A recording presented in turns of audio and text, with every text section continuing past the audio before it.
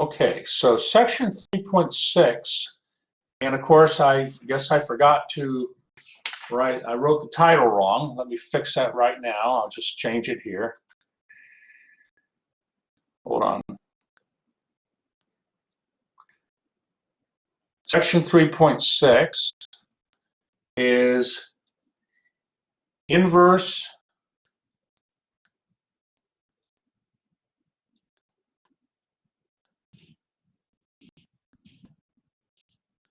I'm writing a little slow so I can write it neat. It's inverse trigonometric functions.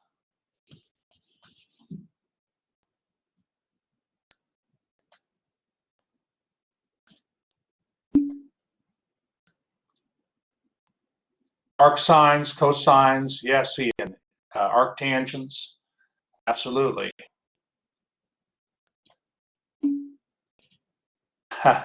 Well, maybe I'll help you feel comfortable with it.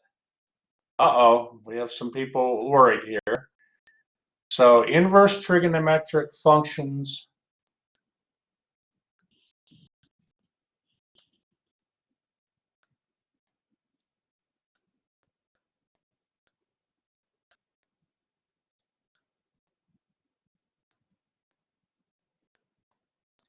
and their derivatives.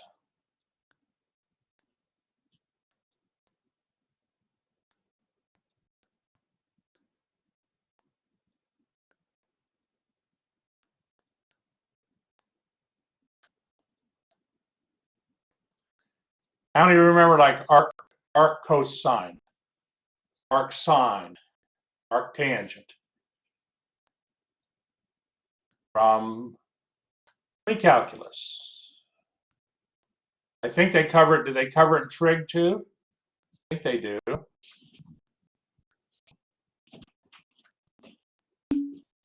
Okay, great. Well, we can't forget about that, right? Those were important. The trig functions are important, and the inverse trig functions are important. So in section 3.6, we're looking at inverse trigonometric functions and their derivatives.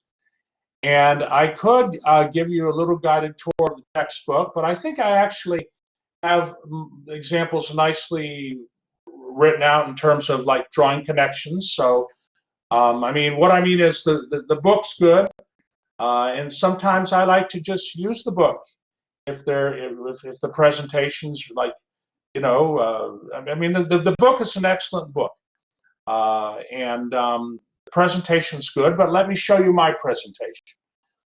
So, okay, this first example, we're looking to find the derivative of the arcsine of x. Now, the arcsine of x, of course, that is a function, right? That is a function. And what I'd like to do is I'd like to actually go into like a little graph. So I'm going to go to the next page here.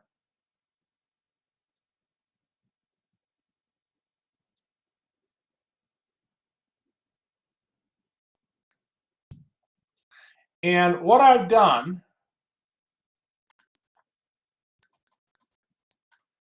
is I've drawn the graph of the arcsine function. Okay, I've drawn the graph, but what I'd like to do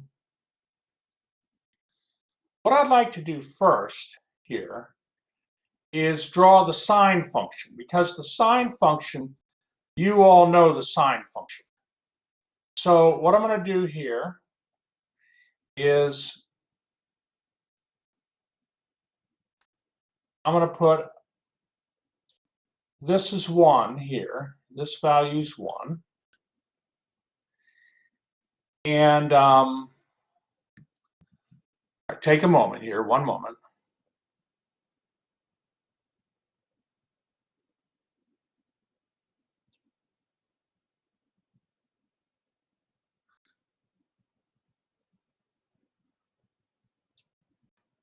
Okay.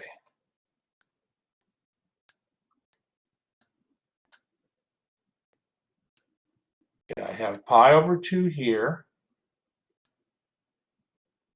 and negative pi over 2 here. So the little notches there on the x-axis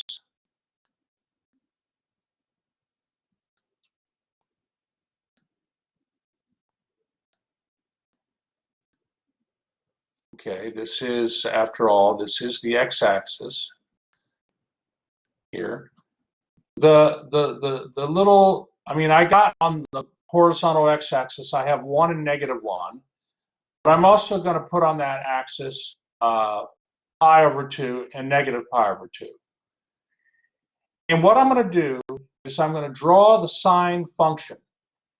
Okay, and incidentally, on the y-axis, I have the pi over 2 and negative pi over 2 marked, but I'll also mark the values of 1 and -1. So what I'm going to do is I'm going to draw the sine function. Okay, I'm going to draw the sine function. We know the sine of negative pi over 2 is -1. We know the sine of 0 is 0. And we know the sine of pi over 2 is 1. Okay, so I'm going to draw the sine wave best I can here. It's not perfect, but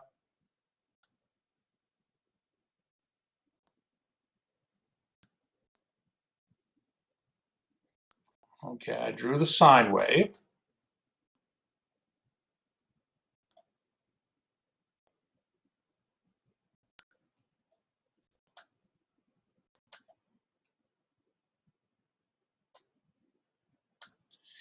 And when you learned about inverse functions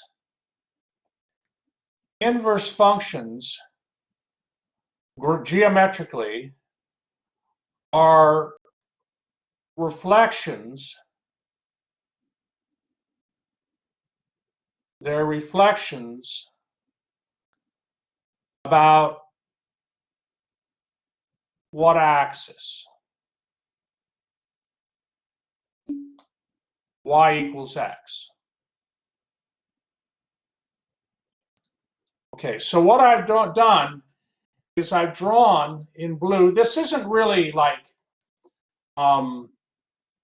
central to what we're trying to do here, but I think it's good to sort of refresh your mind. And I've drawn the line y equals x, and you'll see that the red graph, which I've drawn the blue line y equals x, and I've drawn on the xy axis the red graph,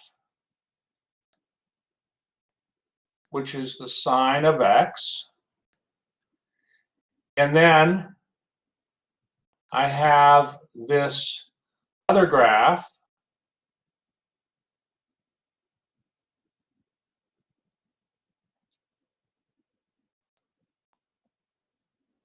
it's black, but I made it green.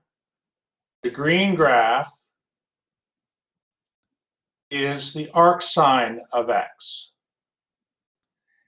And the arcsine of x, really, if you know what the sine of x is, and you draw the sine of x, and then you draw the line y equals x, and then reflect the sine of x about the y equals x line, you'll get your arcsine function. Okay? You get your arcsine function.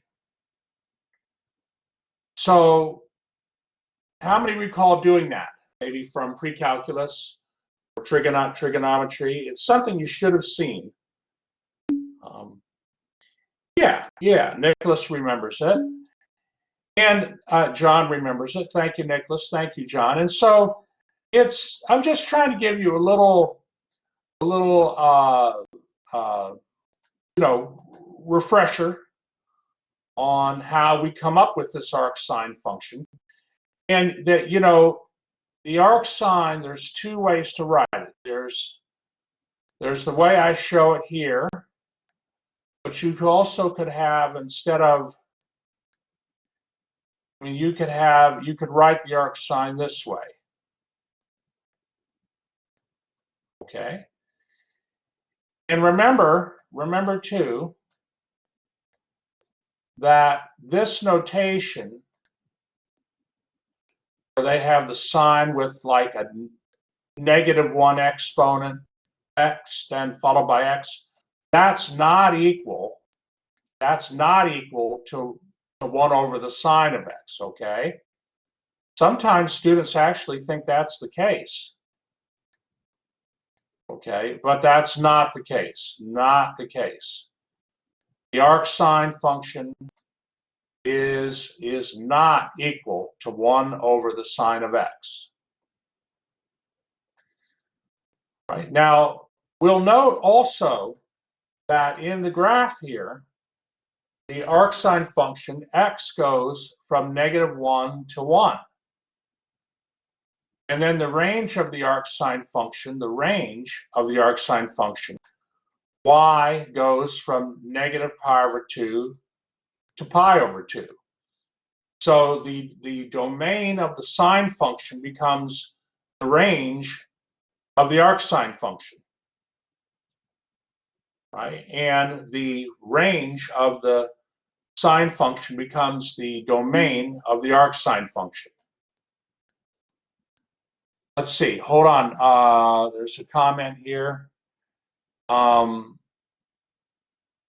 I think there's supposed to be an equal sign there. Kelvin, where are you referring to?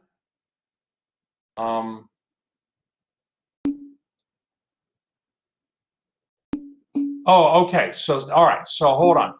All right, good. All right. So now, are we okay? How many find this graph? Was this helpful? This little refresher for the arc sine function?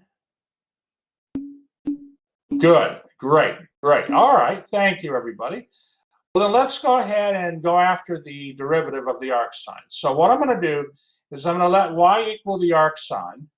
And then, oh yes, and so that means then that if we take the sine of both sides of that equation, the sine of y will equal the sine of the arc sine of x.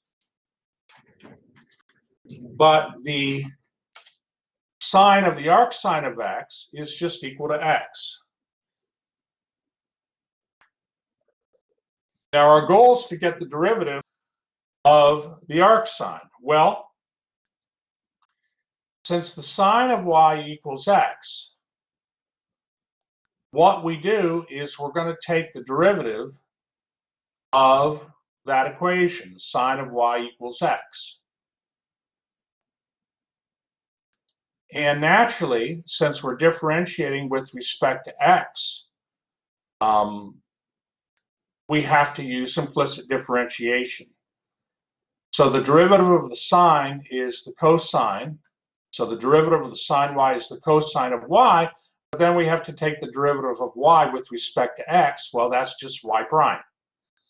So cosine of y times y prime equals 1. Therefore, y prime equals 1 over the cosine of y.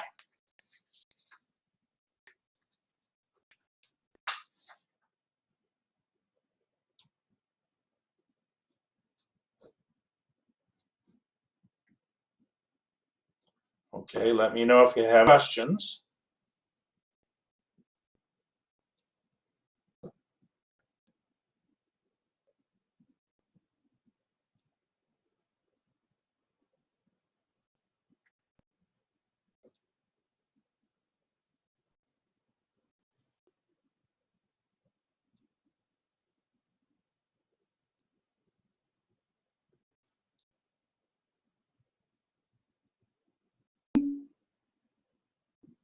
All right, are we ready to move to the next page?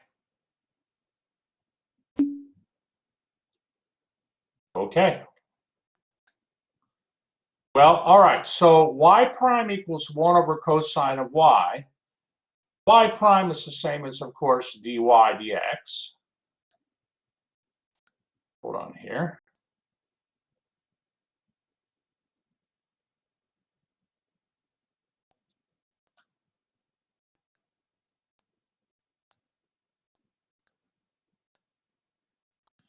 And so now we need to replace the cosine of y here with the function of x, because we're taking the derivative of y with respect to x.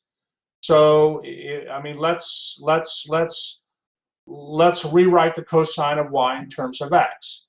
And we're going to note here that the cosine of y is always positive. We always have to worry, right, when we divide by a function or a variable, could the denominator equal 0? Well, the cosine of y will never equal 0, because the cosine of y is always positive. Because remember, y is between negative 90 degrees and 90 degrees. So if you focus on let's see here, in terms of trigonometry, that you know, having y, having your angle be between negative 90 degrees and 90 degrees means that you're focused on the first and fourth quadrants. And the cosine is always positive. If you remember your trigonometry, the cosine is positive when you have any angle that falls in the first or fourth quadrant.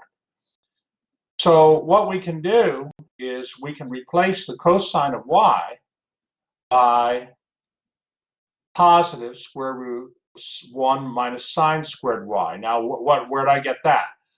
Well, how many remember the Pythagorean identity? Cosine squared of y plus sine squared of y equals 1. Well, you're used to cosine squared of theta plus sine squared of theta equals 1. But your angle could, instead of theta, could be y. Cosine squared y plus sine squared y plus cosine squared y equals 1. Y is your angle. Okay, how many recall that Pythagorean identity from trigonometry?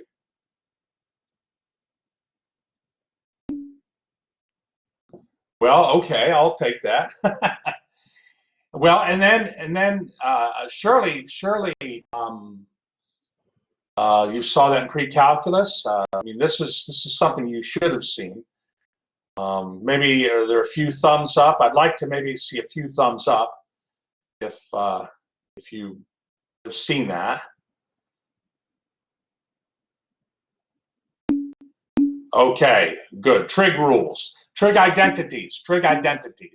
Thank you, Johnny, Alea, Zoe, and Ian. Thank you. All right, thank you. So, well, the cosine squared of y is 1 minus sine squared y. Thank you, Rodrigo. So cosine of y is going to be then. But when you take, I mean, when you, like at this step, when you take, like right here, when you have cosine squared of y equals 1 minus sine squared of y, when you take the square root of both sides, okay, and remember, you know, what is cosine squared of y? Cosine squared of y, that just means the cosine of y quantity squared, right? That's notation for the cosine of y quantity squared. That's what cosine squared y means. Well, if you take the square root of both sides of this equation here, then you're going to get cosine of y equals, normally it would be plus or minus, you know, plus or minus the square root of 1 minus sine squared y. But we only consider the plus part because, remember, y is between negative 90 and 90 degrees, negative pi over 2 and pi over 2, and so the cosine has to be positive. So therefore, dy dx is going to equal, it's going to equal 1 over the denominator, which is plus times the square root of 1 minus sine squared y. But sine of y was equal to x, so we can replace, you know, again, sine squared of y. What is sine squared of y? Sine squared of y is the same as the sine of y squared. So you can replace the sine of y with x. And therefore you have your formula. You have your formula. The derivative of the arcsine of x is equal to 1 over the square root of 1 minus x squared. So the derivative of the sine of x, sorry, the derivative of the arc sine of x is equal to the square root of 1 minus x squared. But there's one little mistake here. X has to be between 1 and -1, but not including -1 and 1, because otherwise your denominator would equal 0. Okay, so be sure to make that adjustment there. How many think that's kind of cool?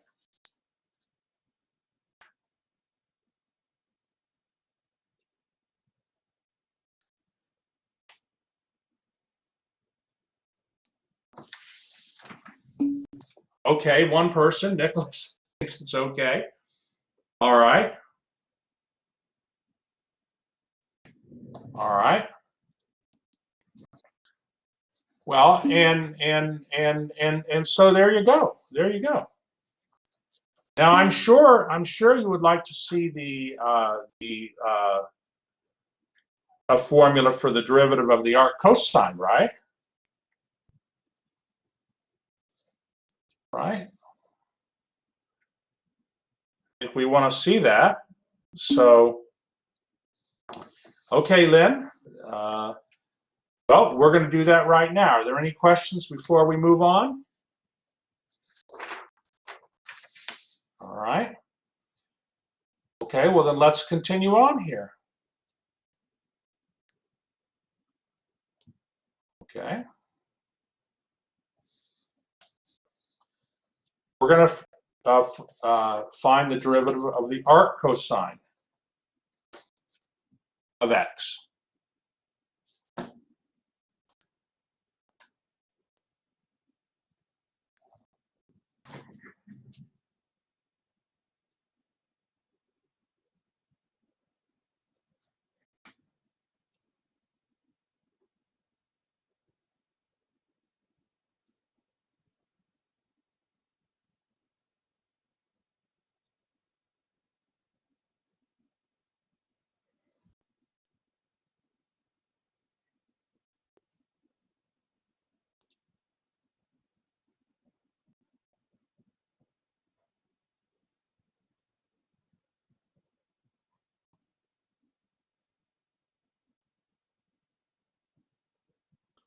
All right, let's move on.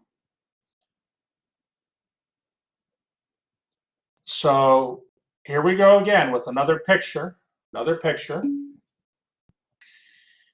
And all right, so okay, now I've drawn the arc cosine function here, but again, let me go ahead and draw the cosine function first.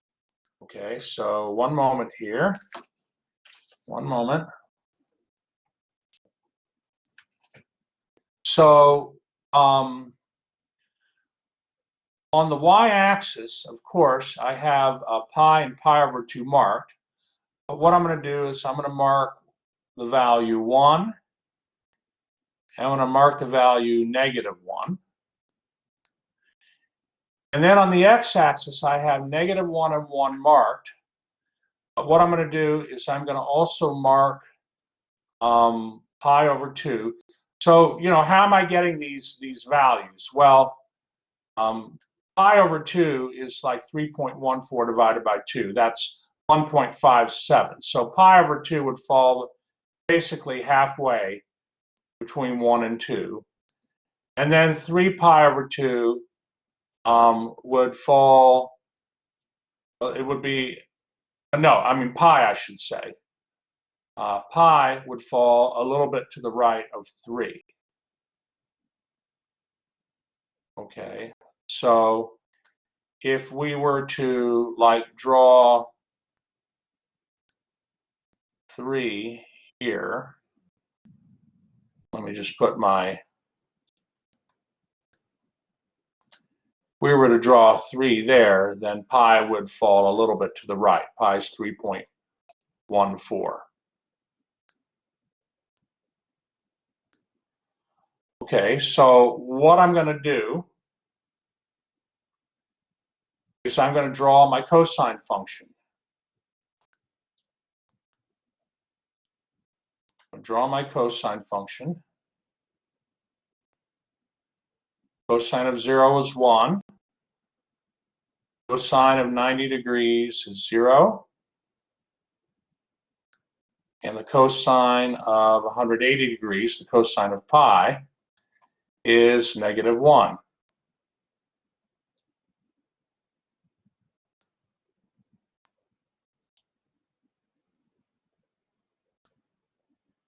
Okay, so this is y equals the cosine of x.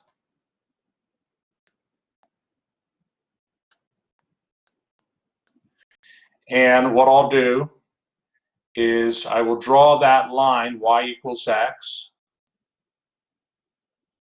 Let me put it in blue though.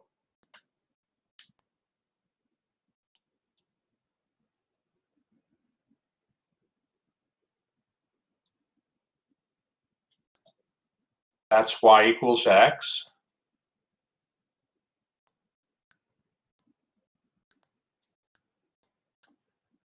That's the line y equals x. And so now, if I reflect this y equals cosine of x function about the line y equals x, I'm going to end up getting my arc cosine function right here.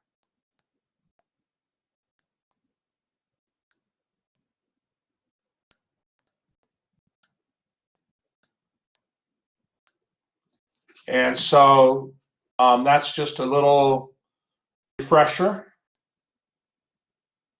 Okay, so because the domain of the cosine function for what we've drawn, and you know we're restricting our domain because we want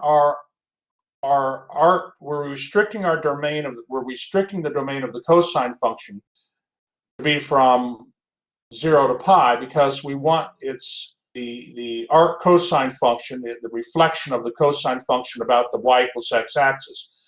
We want the arc cosine function to be a function, and it has to pass the vertical line test. Well, we want it to be a function. Okay, we want to. I don't want to get too heavy into the details, but we want it to be a function, and this is fine. Okay, let's just keep it simple. Okay, all right. So the domain of the cosine of x was from 0. Hold on here. I'll be a little bit careful here. No, the range of the cosine function. The range of the cosine function was from 0 from. Hold on here. One moment.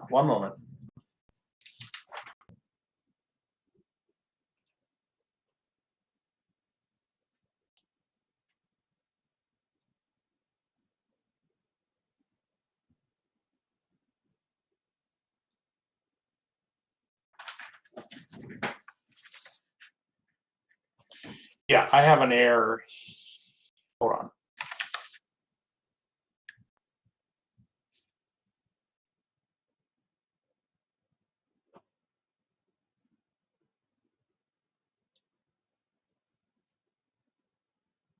Yeah, there's a little error here. This is not right here. X would be between 1 and -1. So please make that correction.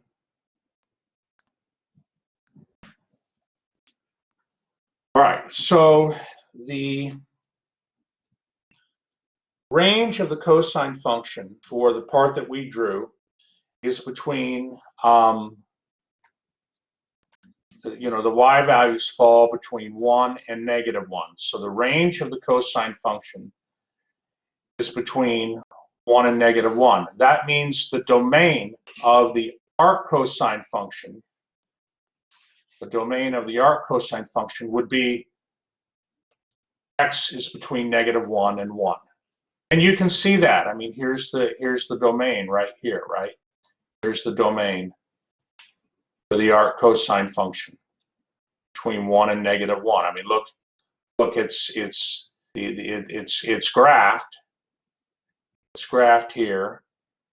The arc cosine function is graphed for x values between 1 and -1. So then we'll note that the range of the arc cosine function, range is y goes from 0 to pi. And that makes sense because the domain of the cosine function is from 0 to pi. So the range of the arc cosine function would be from 0 to pi. The domain and the range get switched, right? How many recall that with functions and their functions and their inverses, that the domain and range is, you know what I'm talking about. Good. So, okay. So now we are ready to, now we have a little feel for this. And you know, it also, well, now we have a little feel. So, of the situation. So now, okay, y equals arc cosine of x. We'll take the cosine of both sides. So if y equals the arc cosine of x, we let y equals the arc cosine of x. We're letting that. We're letting y equals the arc cosine of x. And so the cosine of y then would be the cosine of the cosine. Cosine of y would be the cosine of the arc cosine of x. Hence cosine of y equals x. Okay. And now what we're going to do, what's the next step? After we have cosine of y equals x, what do we do next?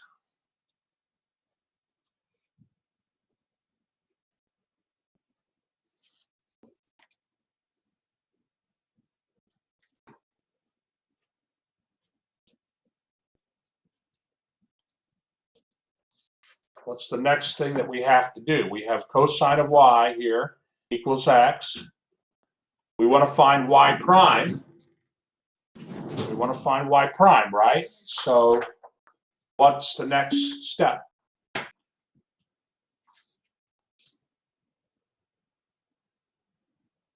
You just learned it. You just learned it.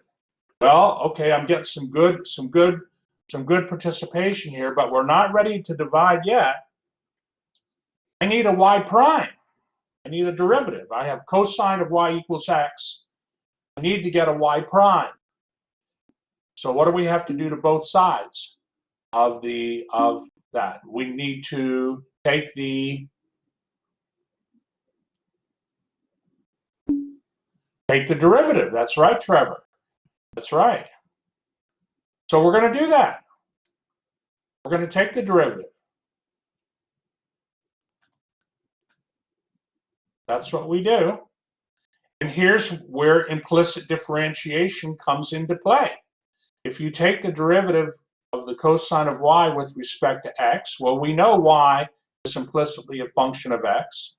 So the derivative of the cosine of y with respect to x would equal negative times negative sine of y times y prime. Okay, you're using the chain rule there. The derivative of the cosine of y is negative sine of y, but then the derivative of y is y prime. And so now y prime will equal -1 over the sine of y.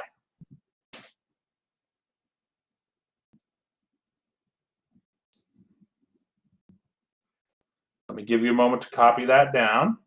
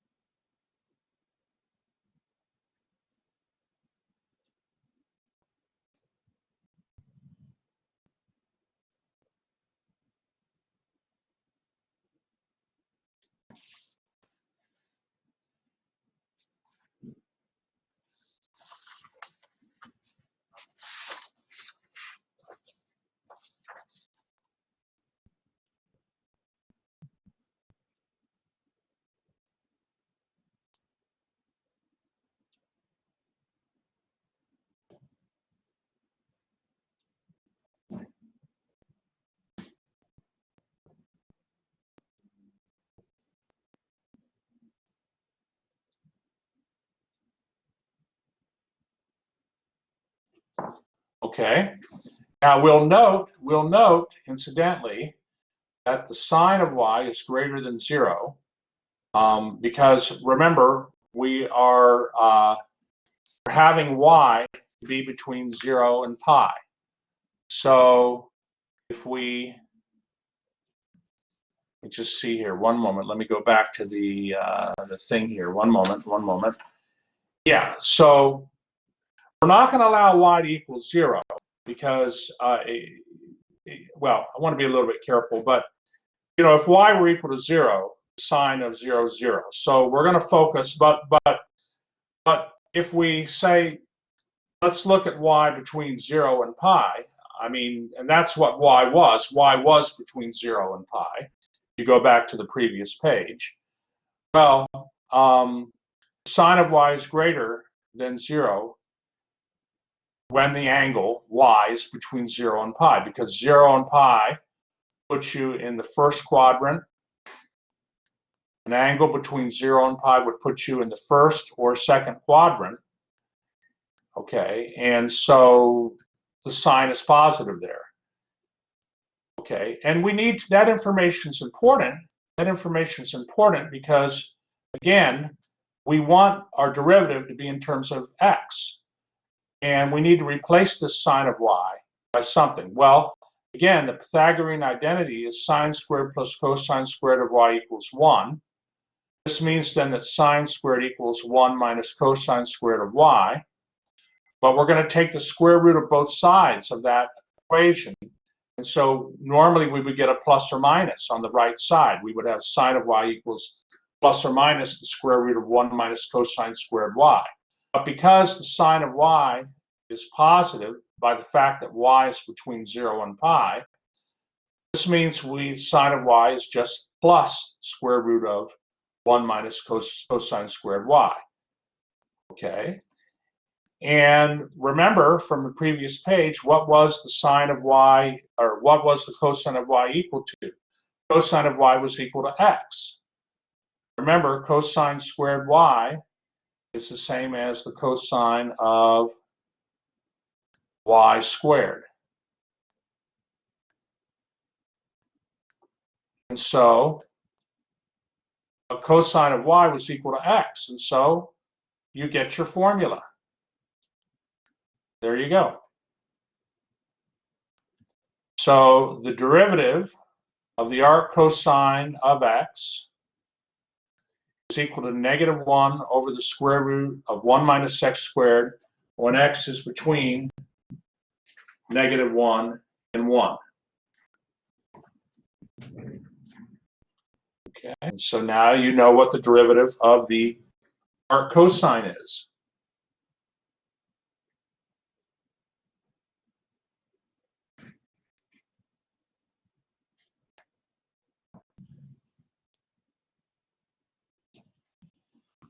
Okay, are there any questions on that in general? Are there any?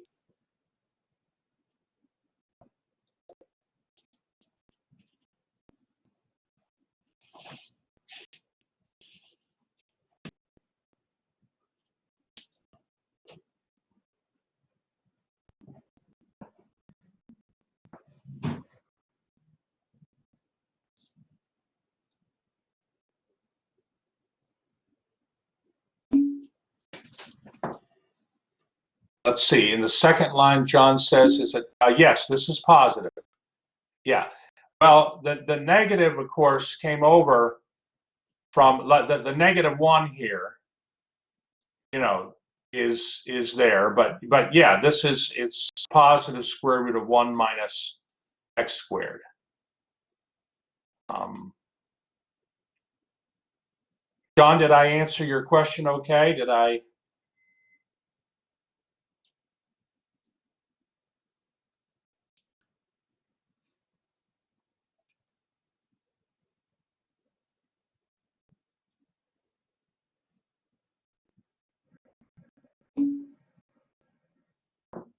The sine function is I guess, John, to go ahead and take the marker. maybe and show me where your a little bit where your question is.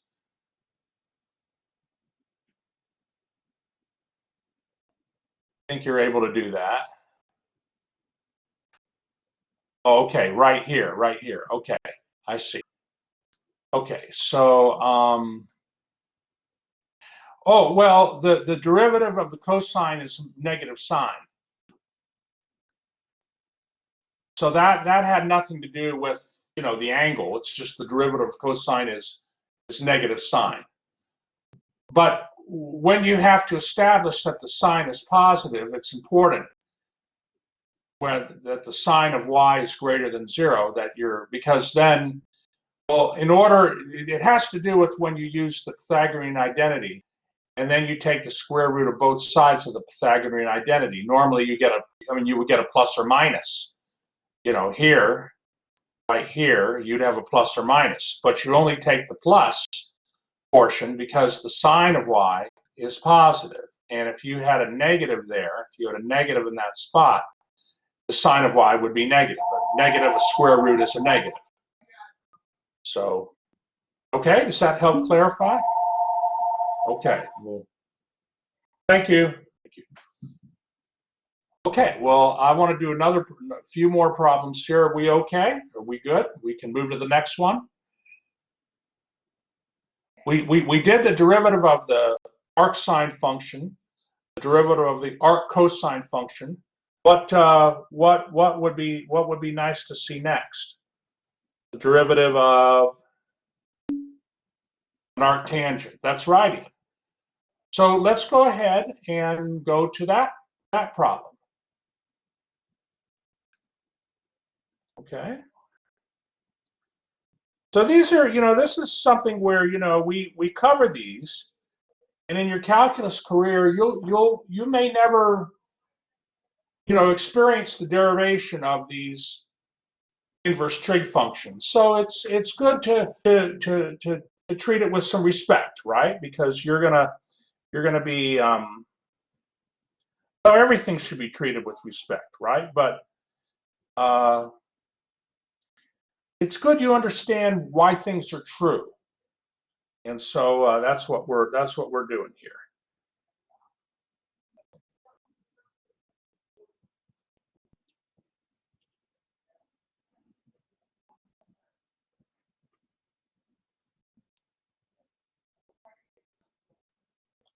And pardon, there's a little noise in the background. That's my brother talking to my other brother. So hold on, let me. Well, just kind of.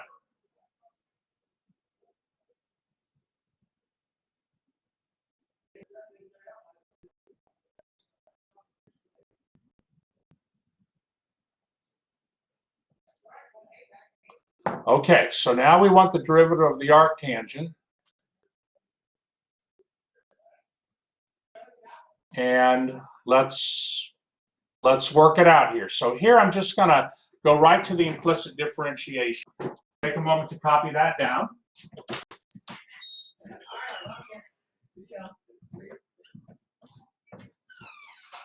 Enter.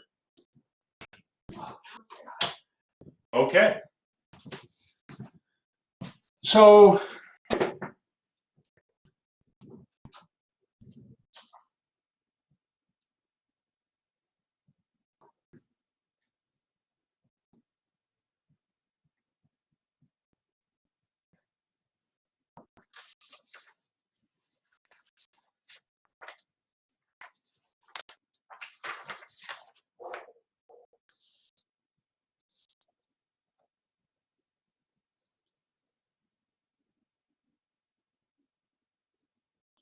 all right, so I think, you know, we're letting y equals the arctangent of x. So again, we'll take the tangent of both sides of that equation. And then we'll get the tangent of y equals x. We'll take the derivative with respect to x of both sides. The derivative of the tangent of y is secant squared of y. And so, I mean, on the left side, the derivative of the tangent of y is just secant squared y times y prime, implicit differentiation. Okay. And so now y prime equals 1 over secant squared y. And naturally, we want to replace secant squared of y by a function of x. Well, we're going to make use of another identity. How many remember that 1 plus tangent squared of y equals secant squared of y? That should be a y there, by the way. Yeah, that's another one of your Pythagorean identities. And so we can replace, Nicholas remembers it, so the secant squared of y can be replaced by 1 plus tangent squared of y. Now, why would we want to do that? Well, remember, the tangent of y is x. So tangent squared of y can be replaced by x squared. Right? Because the tangent of y was equal to x. If you know, tangent of y equals x, right? All right, and so we have it. We have it. So therefore, I'll put in the final touch here.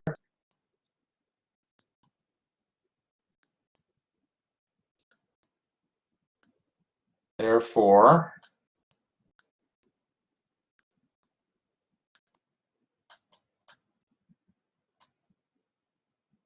the derivative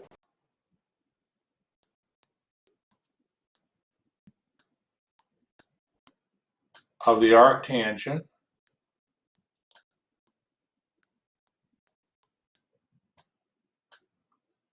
trying to make it good here.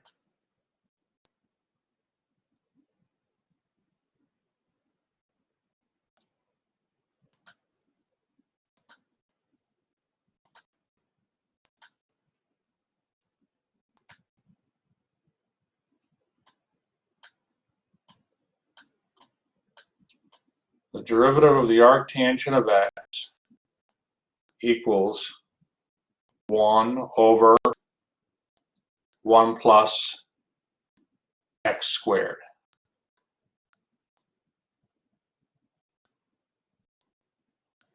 And those are the 3 inverse trig functions that the textbook focuses on. How many think this is absolutely cool?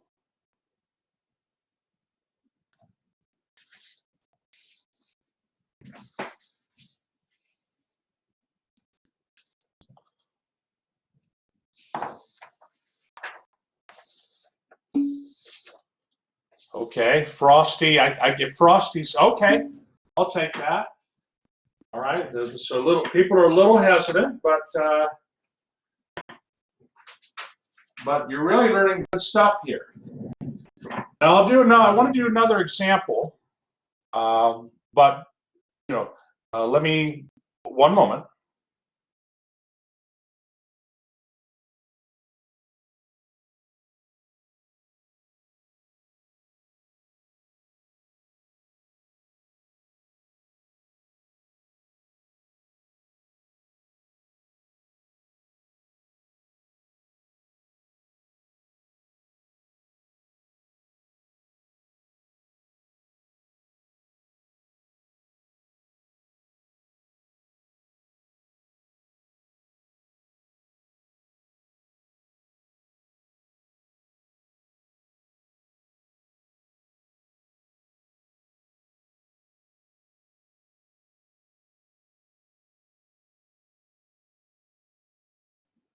Okay, let me bring this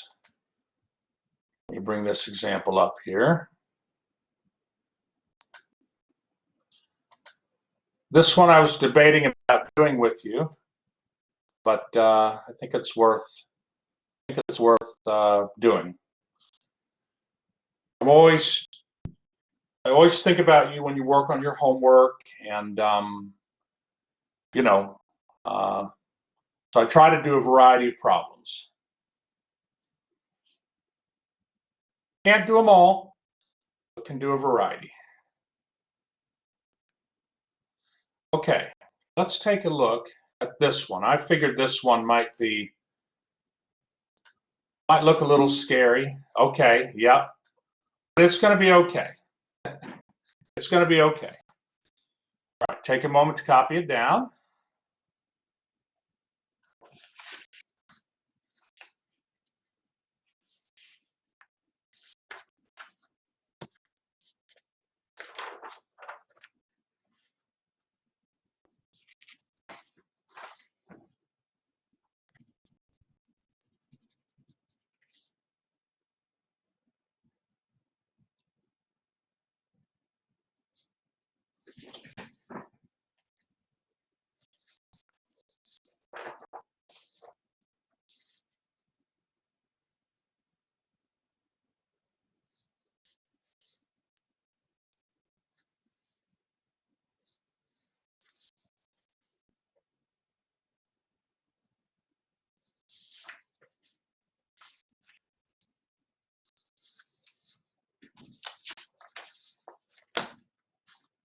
Okay, so we want to find the derivative of the arctangent of the angle given by x minus the square root of 1 plus x squared. What rule are we definitely going to have to use here?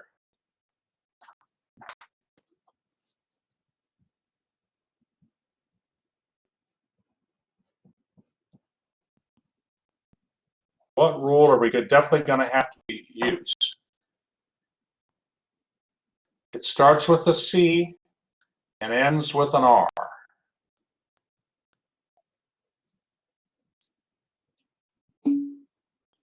Chain rule. That's right. That's right. So, okay. Well, let's move to the next page. So we'll just get started on it. So I wrote the 1 plus x squared to the half power as the square root of 1 plus x squared. Okay, I did that. Because anytime I have square roots, cube roots, fourth roots, any kind of root, I like to express the root as a power, because then we can use the power rule. Well, we just learned that the derivative of the arctangent of x is 1 over 1 plus x squared. So the derivative of the arctangent of my angle is 1 over 1 plus the angle squared. But my angle is this x minus 1 plus x squared to the half. So we use the chain rule. The derivative of the arctangent of that angle would be 1 over 1 plus the quantity x minus 1 plus x to the half. Sorry, the derivative of the arctangent of that angle will be 1 divided by 1 plus the quantity x minus 1 plus x squared to the half squared, quantity squared. And so as you see it, okay. But then I have to take the derivative. I have to take the derivative by the chain rule of this x minus 1 plus x squared to the half. And that's what I've done here.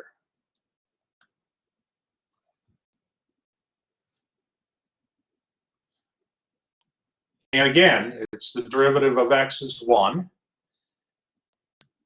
And the derivative of the 1 plus x squared to the half power, okay, this part here is going to be, by the chain rule, 1 half times 1 plus x squared to the negative half times 2x.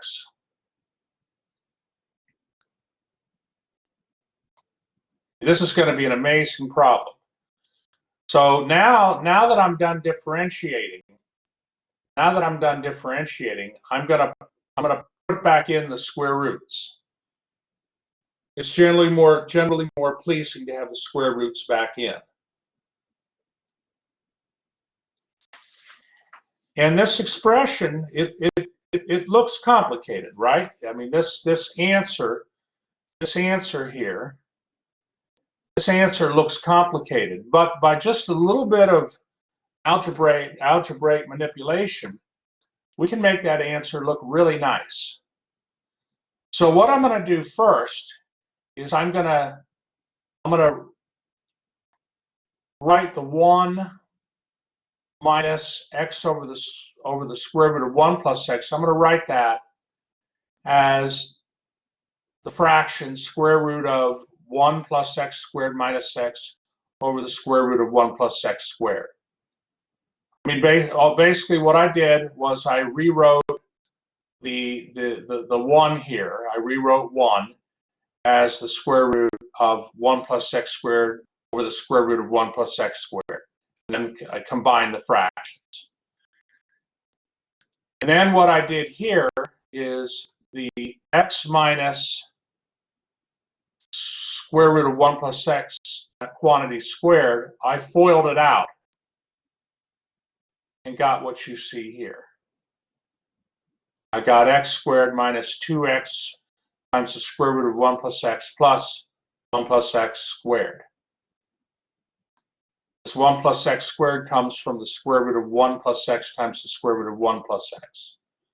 So you've done FOIL many times, not, you know.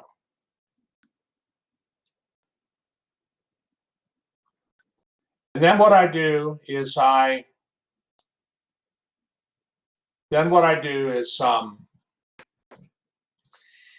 notice that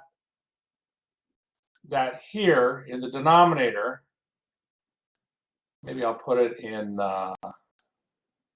orange. I have a 1 plus x squared here, and I have another 1 plus x squared. That makes 2 times 1 plus x squared. And then, of course, I have the minus 2 times x root x. So I just rewrite the denominator of the first fraction this way.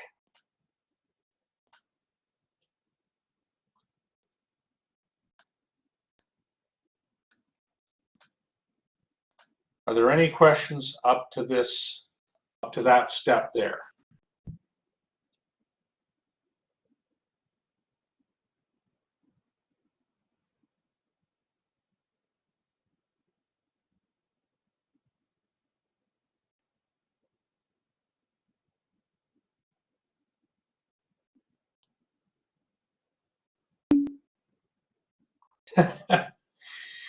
Well, Joe, it is frosty, but it's going to get really nice in a moment here.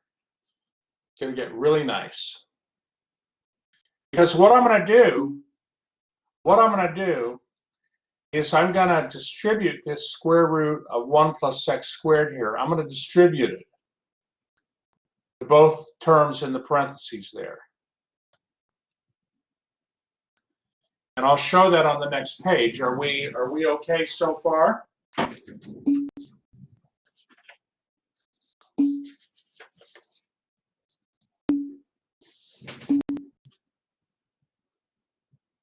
All right, hold on here.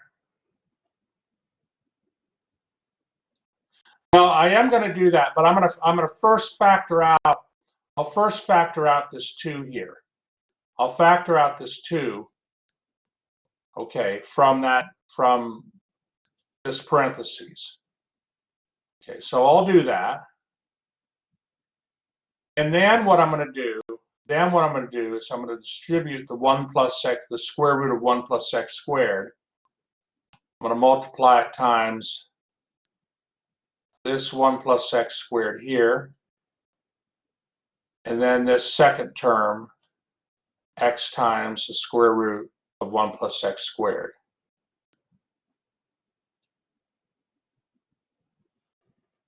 And by doing that, the denominator, I'll get 2 times 1 plus x squared times the square root of 1 plus x squared minus x times 1 plus x squared.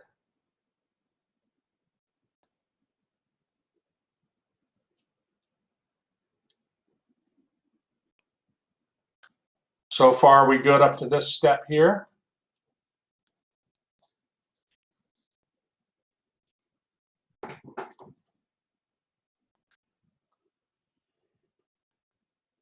Okay. Well, now what I do is I factor 1 plus x squared here from, I factor the 1 plus x squared of both terms in that parentheses. And so in the denominator, I'm going to get 2 times 1 plus x squared times square root of 1 plus x squared minus x. So you get cancellation, or simplification, I should say. I don't like to use the word cancellation, but you get simplification.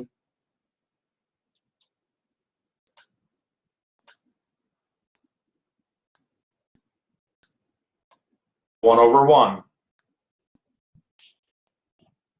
And so you get 1 over 2 times 1 plus x squared. So now you've found your derivative.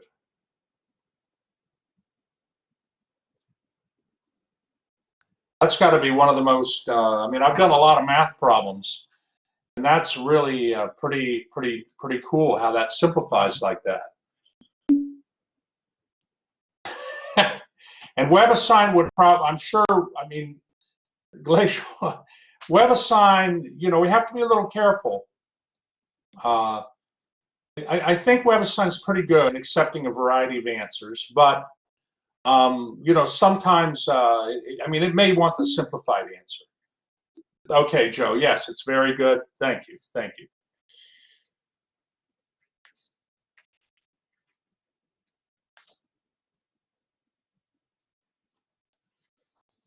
Okay, and that's, are there any questions? It's amazing what you can do sometimes. It's amazing, isn't it?